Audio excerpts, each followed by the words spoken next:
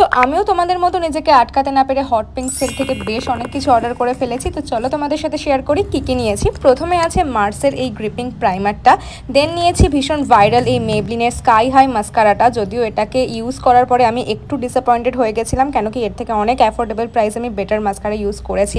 Makeup রেভলিউশনের এই কনসিলারটা নিয়েছিলাম, এটাও আমার খুব একটা ভালো লাগেনি, একদমই হাই কাভারেজ ছিল না। যে ছোট্ট মতো ময়শ্চারাইজারটা দেখলে ওটা একটা ফ্রিবি। দেন নিয়েছিলাম ফে বিউটির এই ব্লাশটা, and oh my god I love the shade, আমার স্কিন টোনে কিন্তু বেশ ভালো যাচ্ছিল।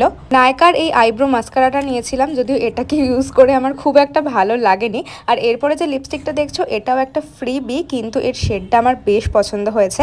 তারপরে ছিল কে বিউটি থেকে আমার ফার্স্ট পারচেজ, সেটা হচ্ছে এই হাইলাইটারটা। আর এত লাক্সুরিয়াস প্যাকেজিং, ফর্মুলাটাও বেশ সুন্দর। আমার মুখের চারপাশটা না বেশ একটু পিগমেন্টেশন আছে, তো সেই জন্য ইউটিউবে অনেক সার্চ করে মিনিমালিস্টের এই এইচএবিএইচ সিরামটা অর্ডার করেছিলাম। কাজ করলে আমি তোমাদের সাথে ডেফিনেটলি শেয়ার করব।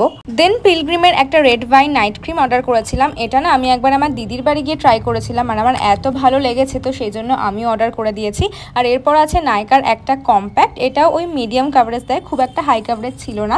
আর এই যে ফাউন্ডেশনটা দেখছো ল্যাকমির, এটাও একটা ফ্রিবি। আর লাস্টলি আছে ভ্যাসলিনের এই সান প্রোটেকশন বডি লোশনটা with SPF। So yeah that's about it. তোমরা হট পিঙ্ক সেল থেকে কে কি কিনলে অবশ্যই কমেন্ট করে জানিও, আর এগুলোর মধ্যে কোনোটার লিঙ্ক লাগলে সেটাও বলো।